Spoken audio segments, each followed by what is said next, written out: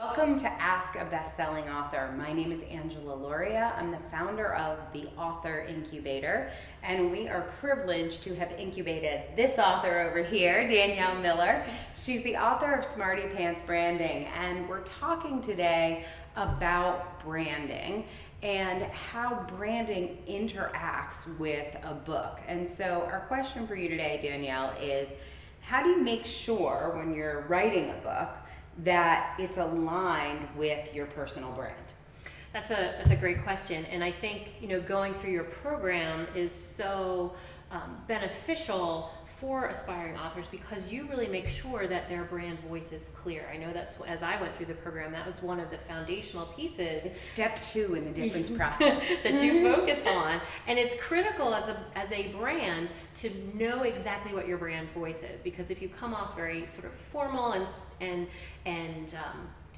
not as conversational in your book, but then when people see you in social media and you're very relaxed and outgoing, and that doesn't translate well. So there's a misalignment and a disconnect. So you want to make sure that your brand voice and tone matches your book and your personal brand. This thing happens when people go to write their books where they start to talk like Shakespeare.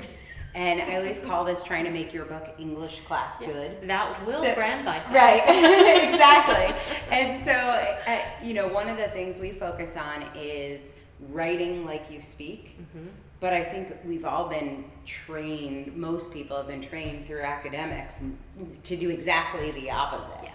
Yeah. But I think the other thing, too, that I would just add to this is that when we have authors who know their brand and really know their personality, and they've gotten comfortable with that and clear with that with themselves, this is a really easy step that takes a 15-minute conversation.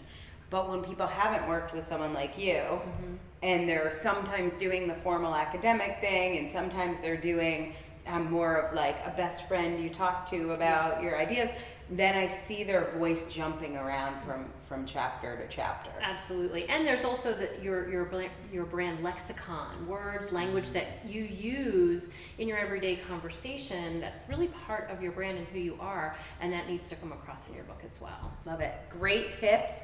If you have more tips on how to incorporate your brand into your book, drop them below or ask your questions, leave your comments, and please share this video.